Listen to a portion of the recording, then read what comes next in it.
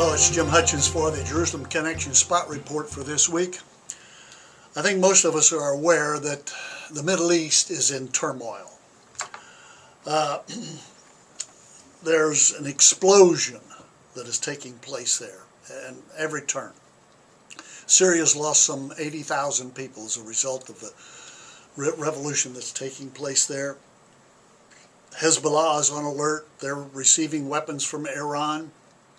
Russians are sending weapons to Syria so that it won't fall. And as usual, the Arabs are making braggadocio statements about what they're going to do, especially when it relates to Israel. Israel hasn't done that in the past, as far as I can see. Yet I see something that indicates they are making a statement, at least from some sources. Former military intelligence head Major General Amos Yadlin said this: "There is pressure on Bashar Assad to respond to recent Israeli airstrikes in Syria. But he will be finished. He will be finished if he starts a war." And there is something I think Assad will avoid at all costs, and that is to be dragged into a war with Israel. And yet at the same time, Syria has aimed its considerable ballistic missile arsenal at Israel's heavily populated greater Tel Aviv. According to the report, the regime of embattled Syrian dictator Bashar Assad will launch the missiles at Israel should the Jewish state carry out one more aerial strike on Syria. And, as you might expect, Russia has upped the ante. Russia's sale of S-300 advanced missile systems to Syria, which Russia has indicated it will go ahead with despite Israeli pressure to drop the deal. This is one of the most advanced systems, defense systems, with a long range of about 200 kilometers. It is a mobile system and therefore has a greater chance of survival. It has very advanced systems that can deal with electronic warfare. It has capabilities against low-altitude aircraft.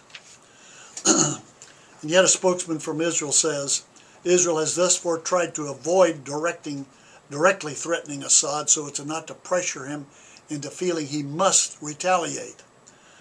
He goes on, however, both Assad and his Iranian allies could respond by unleashing Hezbollah, which already possesses tens of thousands of missiles, at least some of Syria's unconventional weapons, and the likelihood of chemical terrorism in the near future is very high, warned some Israeli military officials.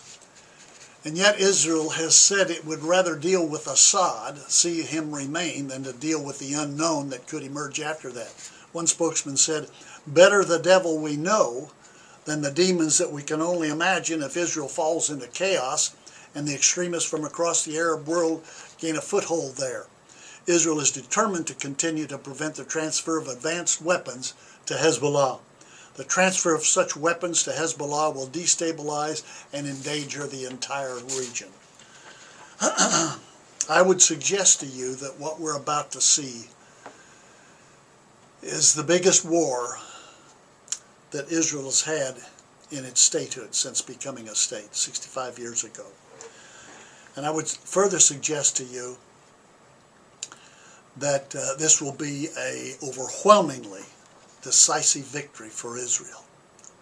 At the same time, and as a result of that, it will be a geopolitical game changer.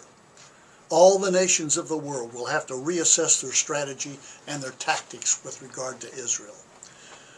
And also following that, I would suggest there will be an explosive backlash of anti-Semitism against Israel and the Jews worldwide. It's growing even as we speak.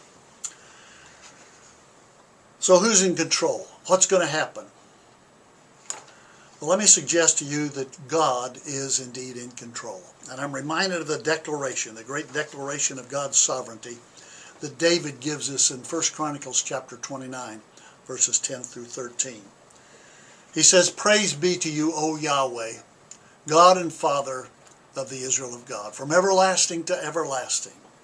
Yours, O Yahweh, is the greatness and the power, the glory, the majesty, the splendor. Everything in heaven and earth is yours. Yours, O Yahweh, is the kingdom, and you are head over all.